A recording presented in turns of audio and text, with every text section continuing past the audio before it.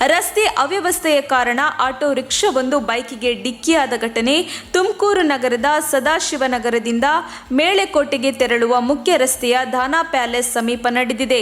ಘಟನೆಯ ದೃಶ್ಯ ಸಿಸಿ ಕ್ಯಾಮೆರಾದಲ್ಲಿ ಸೆರೆಯಾಗಿದ್ದು ಬೆಚ್ಚಿ ಬೀಳಿಸುವಂತಿದೆ. ಸಾಮಾನ್ಯ ವೇಗದಲ್ಲಿ ಬರುತ್ತಿದ್ದ ಆಟೋ ರಸ್ತೆಯ ಮೇಲೆ ಇರುವ ಮ್ಯಾನ್ ಹೋಲ್ನಂತೆ ಕಂಡುಬರುವ ಸ್ಲ್ಯಾಬ್ ಮೇಲೆ ಹತ್ತಿದ್ದು ಪರಿಣಾಮವಾಗಿ ಆಟೋ ವಿರುದ್ಧ ದಿಕ್ಕಿಗೆ ನೆಗೆದು ಮುಂದಿನಿಂದ ಬರುತ್ತಿದ್ದ ಬೈಕಿಗೆ ಡಿಕ್ಕಿ ಹೊಡೆದಿದೆ.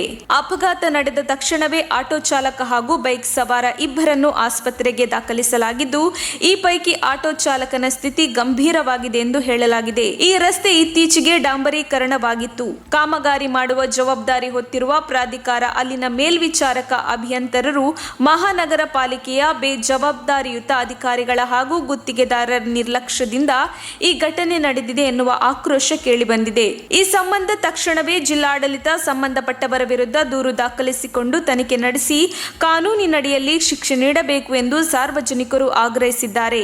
ರಸ್ತೆ ಅವ್ಯವಸ್ಥೆಯಿಂದಾಗಿ ಇದೀಗ ಮೊದಲ ಘಟನೆ ನಡೆದಿದ್ದು, ಈ ಬಗ್ಗೆ ಎಚ್ಚರಿಕೆ ವಹಿಸದಿದ್ದರೆ ಮತ್ತಷ್ಟು ಘಟನೆಗಳು ನಡೆಯುವ ಸಾಧ್ಯತೆಗಳಿವೆ.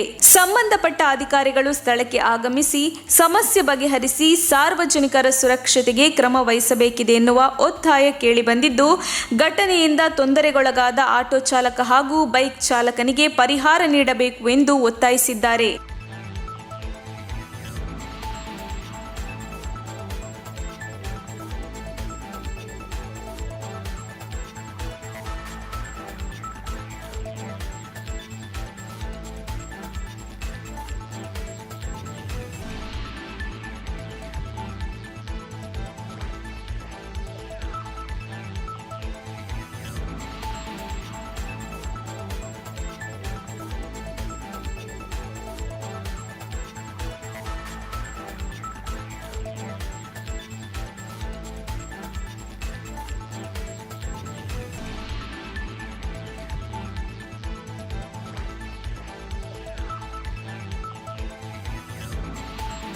ತಕ್ಷಣ ಬೇಕಾಗಿದ್ದಾರೆ. ತುಮಕೂರಿನ ಹೆಸರಾಂತ ಕಂಪನಿಯಲ್ಲಿ ಗುತ್ತಿಗೆ ಕಾರ್ಮಿಕರಾಗಿ ಕೆಲಸ ಮಾಡಲು ಯುವಕರು ಬೇಕಾಗಿದ್ದಾರೆ.